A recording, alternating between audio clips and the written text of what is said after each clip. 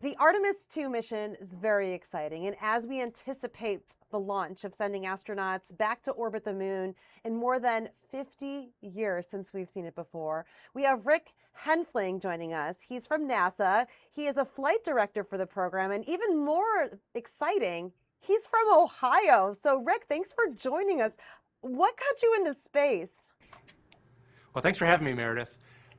My journey getting into the space industry started at the University of Dayton. We had a representative from one of the contractors who was working on the space shuttle at the time. This was back in 2006. A representative came back to UD. They were a graduate, and they were here to show off to some of the graduating seniors one of the opportunities that we could have if we moved down to Houston and worked on the space shuttle. And it was something I hadn't considered before, but it was an interesting opportunity. And frankly, I kind of enjoyed traveling for job interviews when I was a senior. And getting a free flight to Houston and a hotel room was a pretty big adventure for a college senior. And I went down there, did well in the interview. They offered me a job. And I've been working here in Houston ever since 2006. So let's go back to the beginning. Were you somebody that was a passionate about space kid growing up, or was it something that came a little bit later in life? It came a little bit later in life. I was always intrigued by space flight. I remember going to Orlando. We went to Universal Studios for a family vacation in the 90s. And I remember we saw a space shuttle launch from the Orlando airport, because once it gets really high in the sky, you can see the space shuttle from really far away. And so I always thought it was cool. Never really thought I'd find myself working in mission control for the first mission to the moon since the 1970s. Oh, it just gives you goosebumps when we talk about that. So being an Ohio guy, I mean, you know our state is already rich in aviation. Now it's in aerospace. Did any of that fascinate you as a kid with the history of the Wright brothers? So being a graduate of the University of Dayton, the Wright brothers were super prominent in a lot of the courses that we took. I remember taking a history of aviation class at UD, and we focused a lot on the Wright brothers. When I was at UD, it was around the 100th anniversary of the first flight of the Wright brothers, so there was a lot of excitement on campus associated with that milestone. So yeah, the Wright brothers have always played a prominent role. I also know, Neil Armstrong is from Ohio as well. In the preparation for this Artemis II mission, a group of the flight directors and the astronauts, we met at the home of Neil Armstrong. The current owner gave us an opportunity to get together. We had dinner, we talked about the mission, and we got to walk around and see, where Neil lived as he was preparing to walk on the moon. So how is it you witnessed all of that as a kid and growing up about the first part of the space race? How does it feel to be involved in this new age space race that we're in right now?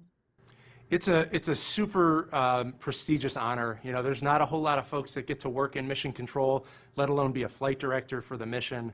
And it's a tremendous honor, and we hope that the results of this mission provide a highlight to all of America this year as we highlight the 250th anniversary. It's perfect timing, it seems, for sure. What about NASA growing up? Did it stand out to you? Was it something that was always there? I mean, you have all these movies, all these books, and now it's becoming more and more. You see kids everywhere wearing NASA shirts or hats.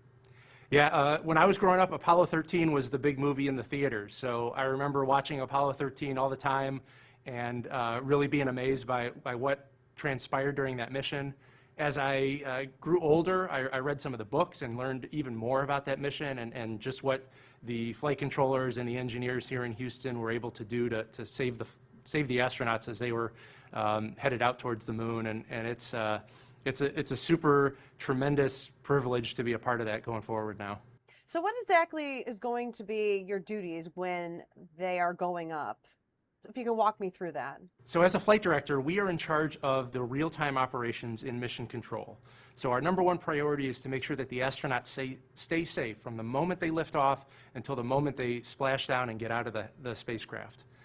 We have a team of experts called flight controllers who know they each know a discipline or a system on the Orion spacecraft. And we consult with those flight controllers if unforeseen circumstances are encountered. This is the first time we're going to put humans inside the Orion spacecraft, and we're going to learn about what it means and what the Orion spacecraft is capable of doing to keep 4 astronauts alive. And there's going to be things that we didn't expect.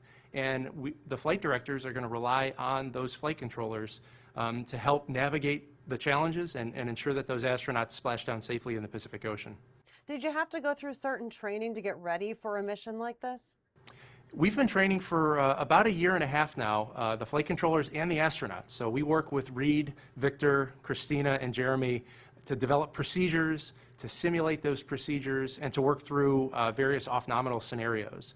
And at this point, now that we're nearing the launch of the mission, the flight controllers and the astronauts, it's almost as if we know what each other is thinking. We know as a flight control team what to tell the astronauts to respond to if we had a failure, and the astronauts know what to communicate down to the ground so that we understand what they think is at the top of their mind as they're trying to navigate through a challenge. Is there anything that just scares you about your role or makes you nervous? We always have opportunities to consult with the astronauts and advise them on how to respond to failures, except for one particular area. As we are coming up on some of the parachute deploys, the timing is really critical, and there just isn't enough time. If a parachute deploy doesn't go well, there's not enough time for the astronauts to call down to the ground, for the ground to think about it, and then for us to provide a recommendation to the astronauts. So we have procedures for the astronauts to respond in real time, but as the lead of the team on the ground, we like to have control and have an opportunity to advise those astronauts. And when it comes to the parachute deploy, there really won't be that kind of time. And so the system needs to work, and if it doesn't work, the astronauts have procedures to work around that problem. Rick, how are you feeling right now sharing this story and talking about this? I'm super excited. This is something we've been working on for a while. It's a thing that America, or really the human race, hasn't been able to do in over 50 years. And when we see those 4 astronauts return to Houston following a successful mission, it's going to be a huge celebration, and I really think it's going to be the highlight of the year for the entire country and for the world, for that matter. We've got a Canadian astronaut joining the crew this time, and so we're expanding beyond just United States astronauts. We're inviting the world to participate in the Artemis mission. And how about for the state of Ohio? How do you feel knowing that Ohio is getting some recognition by you being in such a big driver's seat? Yeah, it's a tremendous honor to represent the state. I hope we have a lot of viewers watching and keeping track of the mission. We've got a number of ways to engage with the mission online and via social media, and my hope is that we have a huge showing from Ohio as they keep track of the launch, the transit out to the moon, and then ultimately the splashdown and return of the astronauts. So it just made me think of a question. So are you going to be in their ear from the minute they step aboard the rocket to when they splash down? Is this days and days of you staying active, or do you have shifts with other flight directors? So Houston is in charge of the mission from the moment the astronauts lift off, as soon as those solid rocket boosters light, until about 15 minutes after they splash down. And that's when we hand over mission authority to the recovery team. And for those 10 days, while the astronauts are on their mission off the planet Earth, Houston is in charge, and we have 3 shifts, and we'll rotate 3 9-hour shifts. We have about an hour for handover, and there is always a capsule communicator who can speak to the astronauts. We have mostly 100% communications with the astronauts. There's a few times where for example, when the spacecraft goes behind the moon, we'll have an outage of communications. It's nominal, it's expected, but the moon gets in the way of the Earth, and we need to have the spacecraft have a line of sight to Earth in order to have a communication link. But for the majority of those 10 days, yes, we'll have near constant communication with the astronauts. Oh, this is so exciting. For maybe a child or kids that are watching right now, that maybe they see themselves as someone like you down the road, especially kids all across Ohio, what advice would you give them about embarking on a career mission like this?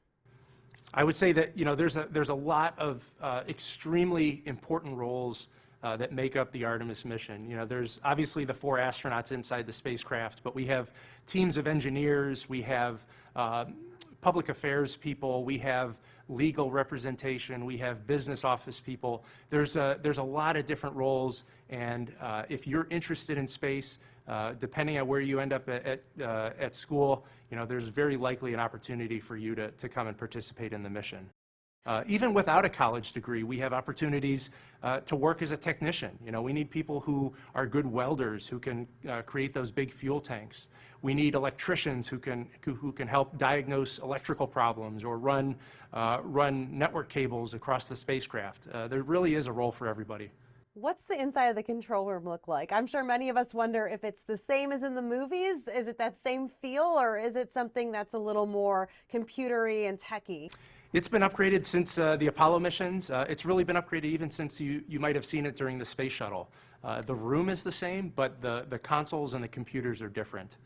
We can actually fly any number of spacecraft out of any number of spots inside mission control. So down the hall from where we're going to fly Artemis II is the International Space Station Flight Control Room. And we could fly the Artemis II mission from that room if we needed to. We have a distributed network of computers where we have a lot of flexibility in where we fly the mission from. And so while there is some commonality to how we did the mission back in Apollo, we also have a lot of pretty advanced computer systems involved. Rick, is there anything else you want to share about your excitement for this, or what you hope to see, or that maybe a fun fact that people may not realize about your role or this mission in general? Sure. As the astronauts fly on the Artemis II mission, it's very likely they are going to become the people who have ventured furthest from Earth ever. The Apollo 13 crew currently holds that record at 248,000 miles from Earth. And it is dependent on our launch date, but we very likely are going to exceed 250,000 miles from Earth on the Artemis II mission. So Reed Wiseman, Victor Glover, Christina Cook, and Jeremy Hansen, they will be the 4 humans who have seen Earth from the furthest distance in the history of mankind. Doesn't that just give you chills? It's really cool. I can't wait for the pictures. I can't wait for the audio coming back from the astronauts as they describe what they see. They're very likely going to see parts of the moon that the Apollo astronauts never saw. And so we're really looking forward to hearing their descriptions of the features of the moon, because when you take a picture, it only captures what the camera sees. It doesn't quite capture what the human eyeball can see. And so we're really looking forward to seeing and hearing the descriptions from those 4 as they pass by the moon. Well, we are really excited to cheer them on, as well as cheer you and your team on from behind the scenes in Mission Control. So, Rick, thank you so much for joining us, and go Artemis II. Thank you for having me, Meredith.